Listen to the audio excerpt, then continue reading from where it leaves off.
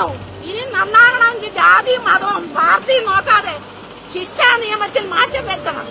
ശിക്ഷാ നിയമത്തിൽ മാറ്റം വരുത്തിയില്ലെങ്കിൽ മുടിഞ്ഞു കയറണം. ഇത് ശരിയല്ല. എന്റെ മോനാന്ന് ഞാൻ സഹിക്കൂല. ആ ജുവനൈൽ ഹോമിന്റെ മുന്നേ നിന്ന് പ്രതികരിച്ചതിനെക്കാട്ടി കഷ്ടമാണ് ഇവിടെ വന്നപ്പോൾ എനിക്ക് കാണാൻ പറ്റിയ അനുഭവം. ആ ഉമ്മ ഇപ്പോഴും കരഞ്ഞുകൊണ്ട് കിടക്കുകയാണ്. 3 മക്കളുണ്ട്. ഒരു കുട്ടി മുലയൂട്ടുന്ന അമ്മയാണത്. 3 കുഞ്ഞുങ്ങളും പറക്കം വിട്ടിട്ടില്ല. അതുകൊണ്ട് എന്തായാലും ഈ കുടുംബത്തിന് ഒരു നീതി കിട്ടണം.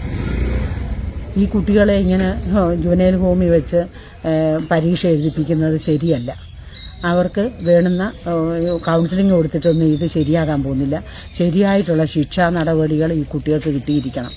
ഈ വീട്ടിലെ ദുഃഖം വന്ന് കണ്ടറിഞ്ഞാലേ അറിയത്തുള്ളൂ. അതുകൊണ്ട് വേണമെന്ന് എന്തുവാണെന്ന് വെച്ചാൽ ഈ കുട്ടികളെ എന്തായാലും ജയിലിൽ വിടേണ്ട കുട്ടികളെയാണ് ജുവനൈൽ ഹോമിൽ ഇട്ട് തീറ്റിപ്പോറ്റുന്നത്.